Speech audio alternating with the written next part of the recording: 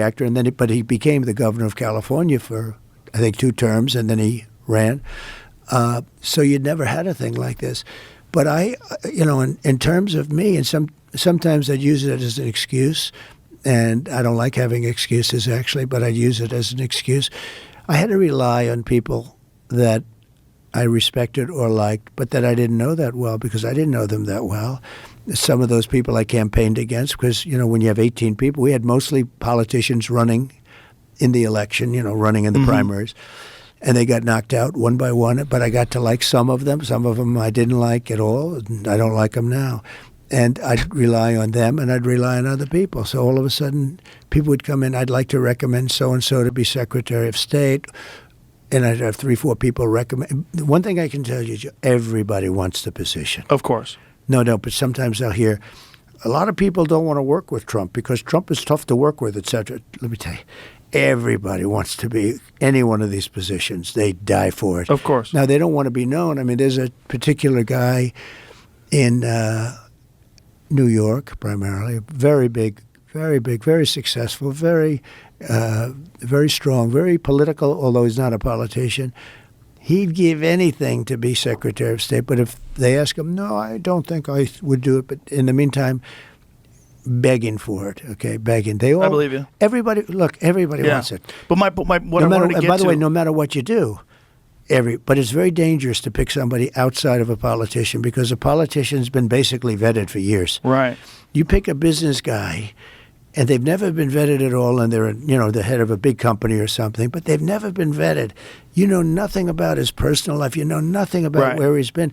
When you put him in, it's a little bit dangerous because all of a sudden they get checked up and you hear things that you're saying, wow, this is not going to work out too well. So it's very dangerous. Picking people that are outside of politics is somewhat dangerous. So you're kind of stuck in a position where you have to pick established people. And then the problem with established people is established people are already indoctrinated into the system. And they're stiffs in many cases. Stiffs. They're survivors. I find that, What do you mean by stiffs? When you say stiffs? A stiff, they don't have nothing. They have nothing. Or they're smart and survive. One little thing. So there was a congressman years before I ran, and I was very close to him. And I needed a license on something, and he was very important in getting the license. But it was a little bit controversial, the license, this particular thing that was being licensed. But I was close to this guy and helped him and everything else. And I went to him. I said, I'd like to have your help.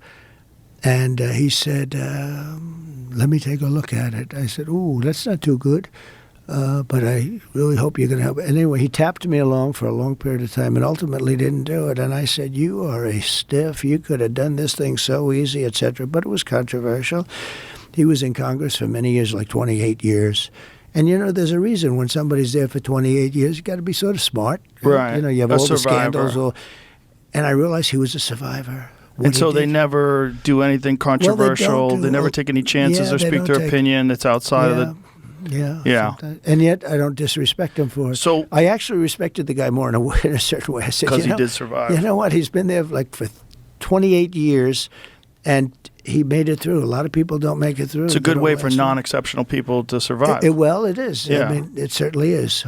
So you're in there. You have 10,000 appointments you have to make. So you're getting advice from people. And at one point in time, did you have a moment in time where you realized, these are bad choices? Like some of these people I shouldn't have had in there. Oh, yeah. I think so. The one question that you'll ask me, that I think you'll ask me, that people seem to ask, and I always come up with the same answer. The one mistake, because I had a lot of success, great economy, great everything. Everything was great. The military, we rebuilt it, biggest tax cuts in history, all this stuff. We had a great presidency. 3 Supreme Court justices. Most people get none. You pick them young. This way they're there for 50 years, right? So, even if a president is there for 8 years, oftentimes they never have a chance. I had 3. It was sort of the luck of the draw. But I will say that it always comes back to the same answer. The biggest mistake I made was I picked some people. I picked some great people, but you don't think about that. I picked some people that I shouldn't have picked. I picked a few people that I shouldn't have picked. And neocons? Yeah, neocons, or bad people, or disloyal people, or People that were just people bad. that were into the You got bad advice. Yeah, I mean, look, you're reading about him a little bit today. A guy like Kelly, who was a bully, but a weak person. You know more about bullies than anybody probably around because you deal in a certain sport where the bullies are exposed very quickly. Yeah. But he's bad.